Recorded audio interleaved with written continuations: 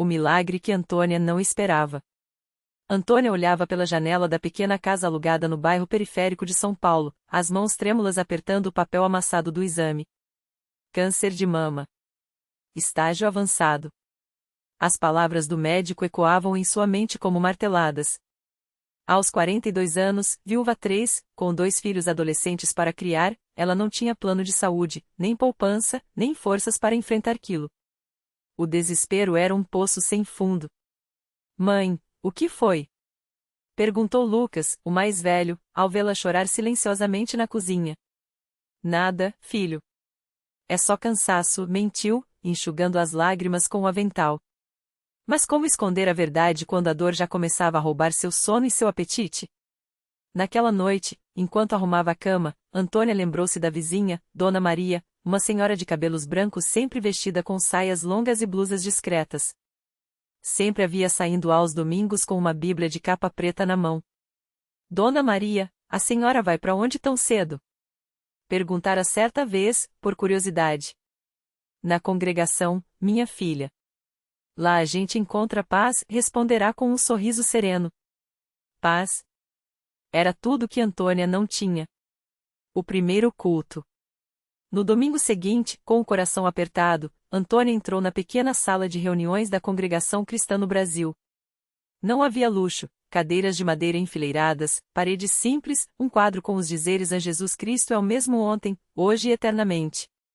As irmãs usavam vestidos modestos, os irmãos, camisas abotoadas até o colarinho. Ninguém falava alto, ninguém ria de forma exagerada.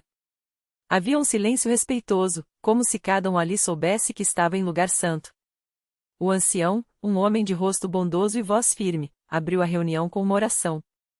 Depois, os irmãos começaram a cantar hinos sem instrumentos, apenas vozes unidas em harmonia. Em Cristo há poder para salvar. Antônia sentiu algo estranho no peito. Não era emoção passageira, era como se uma mão invisível apertasse seu coração, dizendo: aqui você vai encontrar resposta. Quando chegou a hora dos testemunhos, uma irmã se levantou e contou como Deus a livrara de uma doença depois que os irmãos oraram por ela. Outro irmão falou da providência divina em um momento de desespero financeiro. Deus ouve, irmã. Ele não desampara os seus, disse o ancião, olhando diretamente para Antônia, como se soubesse de sua dor. Ela baixou a cabeça, envergonhada. Como aquele Deus poderia se importar com ela, que há anos não pisava numa igreja? A oração que mudou tudo. Nas semanas seguintes, Antônia passou a frequentar as reuniões. Não falava com ninguém, apenas ouvia, chorava em silêncio e observava. Até que, num culto de quarta-feira, o ancião anunciou: hoje é dia de oração pelos enfermos. Se alguém precisa de um milagre, que se levante. Seus pés pareciam pregados no chão. Mas uma força maior a fez se erguer. Tremendo, contou sua história, a doença, o medo, a falta de recursos. Não houve julgamento, apenas mãos estendidas. Irmãs que nunca tinha visto antes a abraçaram.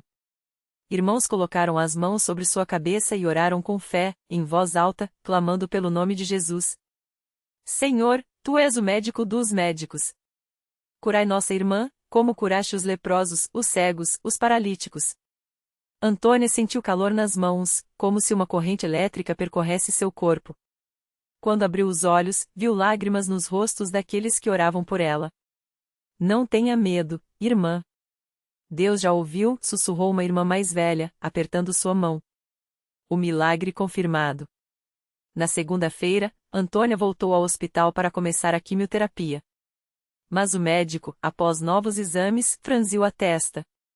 Isso não faz sentido. Os tumores diminuíram. Muito. Como se tivessem regressado sozinhos. O que isso significa, doutor? Significa que você precisa refazer todos os exames. Isso aqui é inexplicável. Uma semana depois, o diagnóstico veio: remissão espontânea. As palavras soaram como música. O câncer, que antes avançava rápido, havia desaparecido. Antônia caiu de joelhos no chão do consultório.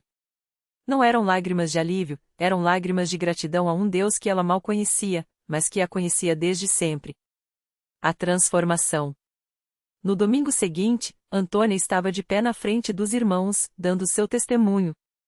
Desta vez, não era uma estranha assustada, era uma filha de Deus, vestida com modéstia, o coração transbordando de fé. Eu vim aqui sem esperança, mas Deus me mostrou que Ele é real. Não foi medicina, não foi sorte. Foi a oração dos santos, foi a mão do Senhor sobre a minha vida. Os irmãos cantaram o hino 113 com ainda mais fervor. Louvai ao Senhor, porque Ele é bom. Porque a sua misericórdia dura para sempre. Depois do culto, o ancião a chamou. Antônia, você já pensou em ser batizada nas águas? É o próximo passo para quem quer seguir a Jesus. Ela sorriu, os olhos brilhando. Sim, irmão.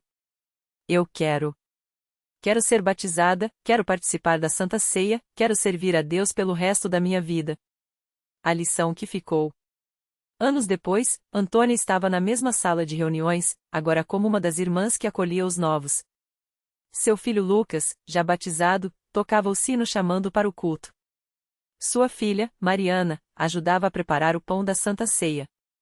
Muitas vezes, quando via alguém entrar com o rosto marcado pela dor, ela se aproximava e dizia: Eu já estive onde você está. Mas aqui, você vai encontrar a resposta. Não é religião, não é homem. É Jesus. E ele não falha. Porque Antônia aprendeu que milagres não são contos de fadas. São a prova de que, quando o homem não tem mais jeito, Deus tem. E que a congregação cristã no Brasil não era apenas uma igreja, era um lugar onde o céu tocava a terra, onde Deus ainda falava, ainda curava, ainda transformava vidas. A fé não tira o problema, ela costumava dizer. Mas coloca a mão de Deus no meio dele. E isso faz toda a diferença. E assim, entre hinos sem instrumentos, orações fervorosas e irmãos de coração sincero, Antônia vivia seu milagre todos os dias, a paz de saber que, não importava o que viesse, ela não estava sozinha. No mesmo banco onde Antônia costumava se sentar, anos depois, uma jovem chamada Marisa chorava em silêncio. As mãos tremiam enquanto apertava um papel amassado, o diagnóstico que confirmava o pior. Câncer em estágio avançado. Os médicos tinham sido claros: prepare sua família. Mas Marisa não tinha família. Só uma filha pequena, de 5 anos, que a esperava em casa com um sorriso que ela não sabia se veria crescer. Foi então que sentiu uma mão suave em seu ombro. Era Antônia, agora com os cabelos brancos e o mesmo brilho nos olhos que nunca se apagou. Minha filha, o que Deus já fez por mim, Ele pode fazer por você também, disse, com uma voz que carregava tanto dor quanto esperança. Venha. Marisa não sabia como, mas se deixou levar até a frente da igreja, onde os irmãos já estavam de joelhos. Não houve palavras bonitas, nem promessas vazias. Só oração. Orações que subiam como incenso, cheias de fé, como se cada irmão ali já tivesse visto o impossível acontecer porque tinham. Dias depois, Marisa voltou aos exames. O médico, incrédulo, repetiu tudo 3 vezes. Não havia mais sinal da doença. Isso não tem explicação científica, ele murmurou. Mas Marisa sorriu, porque ela já sabia, não era a ciência que tinha curado ela. Era o mesmo Deus que, anos antes, tinha levantado Antônia de uma cama de hospital quando os aparelhos já tinham desligado. Naquela noite, enquanto abraçava a filha adormecida, Marisa entendeu o que Antônia sempre dizia: milagres não são só curas. Às vezes, são forças para enfrentar o que não muda. Às vezes, são portas que se abrem onde só havia paredes. Mas sempre, sempre, são Deus dizendo: eu estou aqui. E assim, como Antônia antes dela, Marisa aprendeu que na congregação não se buscava uma religião, mas um encontro. Um encontro com aquele que ainda hoje seca lágrimas, ainda hoje muda histórias, ainda hoje faz do impossível um testemunho vivo de sua glória. Porque ali, entre aquelas 4 paredes simples, o céu não só tocava a terra, ele transformava vidas. Uma de cada vez. Os dias seguintes não foram fáceis, mas Marisa já não estava sozinha. A cada manhã, antes de levar Ana Clara para a escola, ela passava na congregação, mesmo que por poucos minutos. Não precisava dizer nada, bastava sentar nos bancos de madeira, respirar fundo e sentir aquela paz que só vem de quem sabe que não está carregando o fardo sozinho. As irmãs da igreja, aquelas mesmas que tinham orado por Antônia anos antes, agora estendiam as mãos para Marisa. Não com palavras vazias, mas com ações, um prato de comida quente deixado na porta de casa, uma carona para o hospital quando o ônibus demorava, um abraço apertado nos dias em que as notícias dos médicos pareciam mais duras que o chão de cimento da sala de espera. Ana Clara, mesmo pequena, percebia a diferença. Uma tarde, enquanto brincava com os desenhos que ganhará das crianças da escola bíblica, perguntou à mãe: Mãe, por que a gente vai tanto na igreja agora? Marisa segurou o riso entre as lágrimas e respondeu: Porque lá, minha filha, a gente aprende que Deus não tira só a dor, Ele dá força para caminhar com ela. E às vezes, isso é ainda melhor. E foi assim, entre orações sinceras e louvores que mais pareciam suspiros do que canções, que Marisa viu algo inesperado acontecer. Não foi a cura imediata que ela tanto pedia, pelo menos, não da forma como imaginava. Mas foi a transformação de Ana Clara. A menina, antes tímida e assustada com os procedimentos médicos, começou a enfrentar tudo com uma coragem que não vinha dela. Nos dias de quimioterapia, ela pedia para ouvir os hinos da harpa cristã no celular da mãe. E quando as enfermeiras comentavam como ela era forte, Ana Clara respondia, com a simplicidade das crianças que já entenderam o essencial: é porque Jesus segue comigo. A tia Antônia falou que ele nunca solta a nossa mão. Os médicos, acostumados a ver o desespero nos olhos dos pais, olhavam para Marisa com uma mistura de curiosidade e respeito. O que vocês estão fazendo diferente? Perguntou um deles, certa vez. Marisa não hesitou: nós oramos. E não é só pedir, é agradecer, mesmo quando dói. Porque a fé não é só para os dias bons. É para esses também. E então, como um raio de sol depois da tempestade mais longa, veio a notícia que ninguém ousava esperar tão cedo: os exames de Ana Clara começaram a mostrar melhora. Não era um milagre instantâneo, daqueles que viram manchete, mas era um milagre do tipo que só quem vive sabe reconhecer, aquele que vem devagar, passo a passo, como uma semente que brota depois de regada com lágrimas e esperança. Naquele domingo, quando Marisa subiu ao púlpito para dar seu testemunho, não havia dry eyes na congregação. Ela não falava de uma cura completa, mas de algo muito maior, de um Deus que não abandona, de uma igreja que é família, de uma filha que, mesmo pequena, já entendia que a vitória não é só não ter a doença, mas não deixar a doença ter você. Ao final, quando o pastor estendeu as mãos sobre Ana Clara em oração, não foi só uma menina que recebeu uma bênção. Foi uma igreja inteira que se lembrou, mais uma vez, porque acreditava. Porque milagres não são só coisas grandiosas que acontecem de repente, são também as pequenas vitórias que nos mostram que, no meio da batalha, já estamos sendo sustentados. E assim, como Antônia antes dela, como tantos outros naquela congregação, Marisa soube: a CCB não era um lugar onde se ia buscar milagres. Era o lugar onde se aprendia a reconhecê-los, até nos detalhes que, para o mundo, passariam despercebidos. Mas para Deus, cada um deles era uma prova de que, mesmo quando o caminho é íngreme, Ele está lá. Sempre esteve. Sempre estará. Ana Clara voltou para casa naquele domingo com um sorriso que não cabia no rosto. Os braços da mãe a apertavam com uma força que só quem já sentiu medo de perder sabe ter. Marisa não soltou a filha nem para trocar de roupa, nem para arrumar a mesa do almoço. Ela só conseguia repetir, entre lágrimas que agora eram de gratidão: o Senhor é bom, minha filha. O Senhor é tão bom. Os dias seguintes foram de uma paz que a família não conhecia havia meses. As dores que antes acordavam Ana Clara à noite sumiram como se nunca tivessem existido. Os exames, que antes eram uma sombra sobre a casa, agora chegavam com resultados que os médicos olhavam com espanto. Remissão completa, diziam os papéis, mas Marisa sabia que era mais que isso. Era uma restauração. Uma segunda chance que não vinha da medicina, mas de um Deus que ouve o clamor dos seus filhos. A notícia se espalhou pela congregação como um fogo suave. Irmãos que haviam orado por Ana Clara agora a abraçavam nos cultos, com os olhos brilhando. Alguns até traziam seus próprios pedidos, como se a fé daquela menina tivesse acendido uma chama neles também. Se Deus fez por ela, pode fazer por mim, murmuravam, e Marisa sorria, porque sabia que era assim que a fé crescia, de testemunho em testemunho. Mas o milagre não parou em Ana Clara. Pouco tempo depois, o pai dela, José, que há anos lutava contra um vício que o envergonhava e o afastava da família, sentou-se no banco da igreja com a cabeça baixa. Aquela noite, enquanto o coro cantava Deus está aqui, ele sentiu algo quebrar dentro dele. Não foi um raio, não foi um trovão, foi uma voz quietinha, como a de Ana Clara quando ela pedia um abraço, dizendo: você não está sozinho. Naquela hora, José chorou como não chorava há décadas. E quando se levantou para dar seu testemunho na frente de todos, não havia mais medo. Só gratidão. A CCB não era um lugar de fórmulas mágicas. Era um lugar onde pessoas comuns, como Marisa, José e Ana Clara, aprendiam que Deus não desiste de ninguém. Não importava se a batalha era contra uma doença, um vício ou uma solidão que doía demais para ser falada.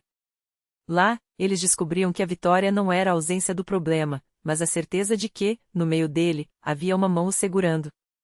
E assim, como um rio que começa com uma gota, a história de Ana Clara virou parte de algo maior. Cada vida transformada naquela igreja era como um versículo vivo da Bíblia, provando que Deus ainda fala, ainda age, ainda ama. Não do jeito que a gente manda, não na hora que a gente quer, mas sempre do jeito certo. Sempre no tempo certo. Porque milagres, afinal, não são só para ser contados. São para ser vividos. E na CCB, eles eram vividos todos os dias, nos sorrisos dos que foram curados, nas lágrimas dos que foram perdoados, e na paz dos que, finalmente, entenderam que nunca estiveram sozinhos. Era uma tarde de sábado quando Ana Clara entrou pela porta da igreja com o coração apertado. Desta vez, não era por ela. Sua irmã mais nova, Beatriz, havia recebido um diagnóstico que parecia uma sentença, uma doença rara, sem cura nos livros médicos. Os médicos falavam em tratamentos paliativos, em qualidade de vida pelo tempo que restava. Mas Ana Clara, que já tinha visto o impossível acontecer entre aquelas paredes, se recusava a aceitar que aquela fosse a última palavra. Ela se ajoelhou no mesmo banco onde, anos antes, havia chorado sua própria dor. Desta vez, as lágrimas caíam por Beatriz, pela mãe que não parava de chorar em casa, pelo pai que se trancava no quarto como se pudesse adiar a realidade. Senhor, o Senhor já me mostrou que existe esperança onde não tem, sussurrou, com as mãos trêmulas apertando um lenço molhado. Faz de novo. Por favor. Não demorou para que as irmãs da igreja a cercassem. Não com palavras vazias, mas com orações que vinham do fundo da alma.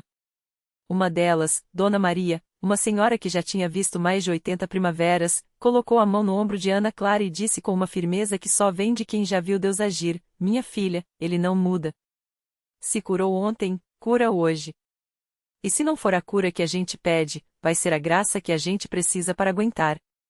Os dias seguintes foram de uma luta que só quem já passou por uma batalha espiritual entende. A família se reunia todas as noites em casa, lendo a Bíblia e orando. Na igreja, os irmãos jejuavam e clamavam. Até as crianças da escola dominical desenhavam cartazes com versos como para Deus nada é impossível e os colavam nos muros do templo. Havia uma fé contagiante no ar, como se todos soubessem que algo grande estava prestes a acontecer. Até que, numa manhã de domingo, durante o culto, algo inesperado aconteceu. Beatriz, que mal conseguia se levantar da cama havia semanas, pediu para ir à igreja. Eu quero sentir aquele lugar de novo, disse, com uma voz mais forte do que todos tinham ouvido em meses. Quando entrou, apoiada no braço da irmã, o coro estava cantando "An grande é o Senhor". E então, bem no meio do louvor, ela sentiu algo estranho, uma onda de calor percorrendo o corpo, como se uma corrente elétrica dívida a estivesse tocando. Os que estavam perto viram seus olhos se encherem de lágrimas, mas não de dor. De espanto. Eu sinto as pernas, murmurou, e soltar o apoio de Ana Clara. Com passos trêmulos, mas firmes, ela deu alguns passos sozinha. Depois, mais alguns. Até que, sem entender como, estava andando pelo corredor central da igreja, com as mãos levantadas e o rosto banhado em lágrimas de gratidão. O culto parou. Por um momento, só se ouvia o choro abafado de quem testemunhava o impossível. O pastor, com a voz embargada, apenas apontou para Beatriz e disse: Irmãos, isto é o Senhor. Não houve sermão naquele dia. Não foi preciso. A própria Beatriz, de pé, forte, subiu ao púlpito e deu seu testemunho entre soluços. Eles disseram que eu não ia sarar. Mas Deus disse que eu ia viver. Os médicos, é claro, não tinham explicação. Os exames seguintes mostravam uma melhora inexplicável, como se a doença tivesse recuado de repente. Mas para quem estava na CCB naquele dia, não havia mistério, era mais um milagre para ser adicionado à longa lista de vitórias que só a fé pode escrever. E assim, a história de Beatriz se juntou à de Ana Clara, e à de tantos outros que, naquele lugar, haviam aprendido que Deus não é um conceito distante, mas um Pai que ouve, que age, que transforma o choro em dança. Não era sobre religião. Era sobre relacionamento. Sobre uma igreja que não era feita de paredes, mas de pessoas que, juntas, acreditavam que o milagre não era exceção, era regra para quem confia. Porque na CCB, a cada culto, a cada oração, a cada mão estendida para o necessitado, ficava claro que milagres não são coisas do passado. São o presente de um Deus que ainda hoje caminha entre os seus, curando, libertando e provando, mais uma vez, que a última palavra sempre será dele. O milagre se completou quando, 3 meses depois, Beatriz entrou na igreja não mais apoiada em muletas, mas com passos firmes, os olhos brilhando mais que o sol da manhã. O tumor que os médicos haviam declarado incurável desaparecera sem explicação científica. Não foi um processo gradual, foi uma vitória súbita, como um raio de luz rompendo a escuridão. Aquelas mesmas mãos que antes tremiam de dor agora se erguiam em gratidão, e seu testemunho ecoou pelo templo: ele não só me curou. Ele me ensinou a viver. A multidão chorou, não pelo milagre em si, mas pelo que ele revelava: Deus não muda as circunstâncias apenas para nos impressionar, mas para nos aproximar. Beatriz descobriu que a fé não era a certeza de que tudo daria certo, mas a confiança de que, mesmo se desse errado, ele ainda estaria lá segurando suas lágrimas, transformando suas cicatrizes em história. A lição ficava clara como água: milagres não são prêmios para os perfeitos, mas provas de que Deus se importa com os quebrantados. Não é sobre merecer, é sobre confiar. Não é sobre a força da nossa fé, mas sobre a fidelidade daquele em quem cremos. E assim, enquanto o coro entoava grande ao Senhor, Beatriz abraçou Ana Clara, outra que já havia visto o impossível virar realidade. Entre sorrisos e lágrimas, elas sabiam: a maior prova de que Deus existe não está nos céus distantes, mas nas mãos que se unem aqui na terra, nos corações que ousam acreditar e nas vidas que, contra toda lógica, renascem.